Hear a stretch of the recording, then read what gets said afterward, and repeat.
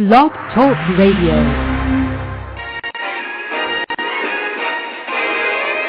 Hi, everyone, and welcome back to Franchise Interviews, Asking the Entrepreneur Who Owns One. I'm your host, Marty McDermott, with my co-host, Don Johnson. And if you've ever dreamed about owning your own business, then this is a show to listen to. And today we're with a very special guest, Scott Hayner, who is the Vice President of Franchise Development of Yum Brands.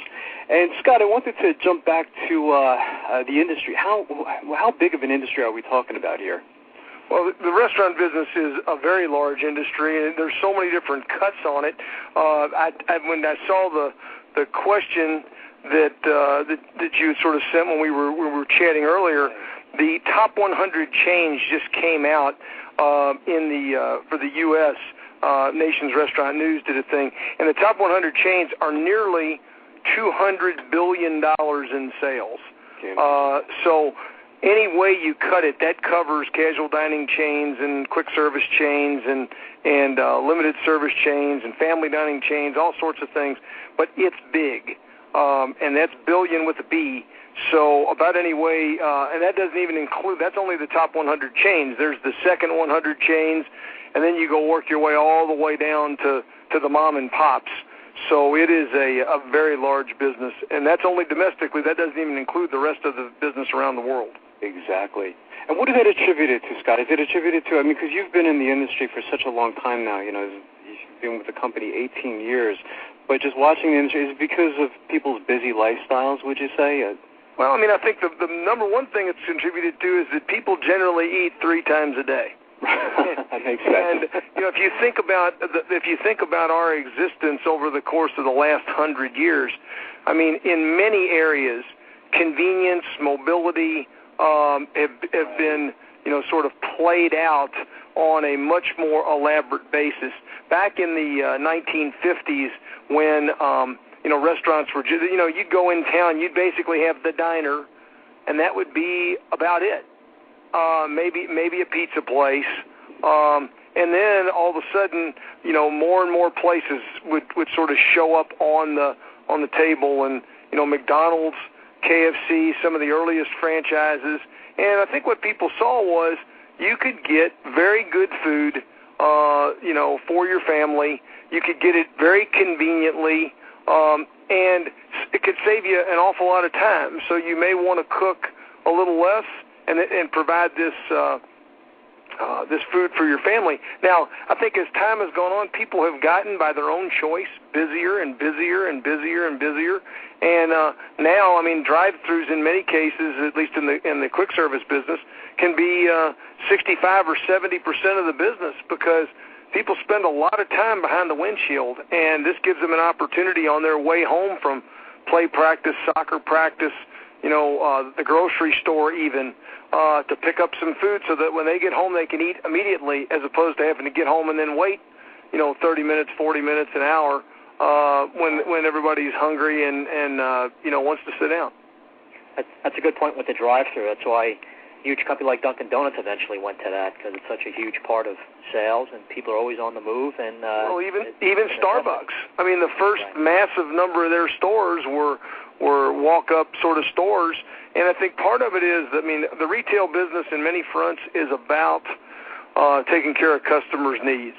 And, while a lot of cities will say, well, we don't want drive-thrus, my question has always been, what do your citizens want? What do the customers in this town want? And if they didn't want a drive-thru, then how does 60% of your business, 70% of your business go through the drive-thru? And, you can be all, somebody told me the other week, you can live in a world where everybody's like the Cleavers, or Donna Reed, or, whoever the perfect family is, but nobody's family's like that. Right. And nobody comes home and, or very few come home where you've been cooking all day and everybody gets home right at, 5 o'clock and they sit down to eat at the same time every night. At least the families I know, there are very few that work like that.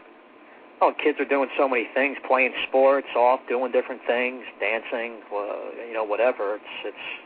Well, a great example of that is the pizza business. In the 50s, the pizza place was the gathering place and go out.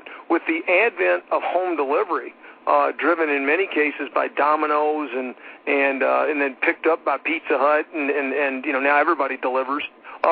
The pizza dine-in business in many places the dining room has moved from the pizza restaurant right in front of your TV, and the pizza comes to you. So if you're going to be great in that business, you got to be able to not only have a good experience at the store if you happen to be in a dine-in restaurant, but you better also have great delivery so that when people call and they want that convenience because they want to sit and watch the game at home, then you can give it to them. And the people that do a good job of that, their business grows. And the people that haven't done a good job of that, they've been challenged. Scott, talk about training a little bit for new franchisees. How's that? Well, it's critically important because you got standards and an operations platform that you need to make sure that everybody understands.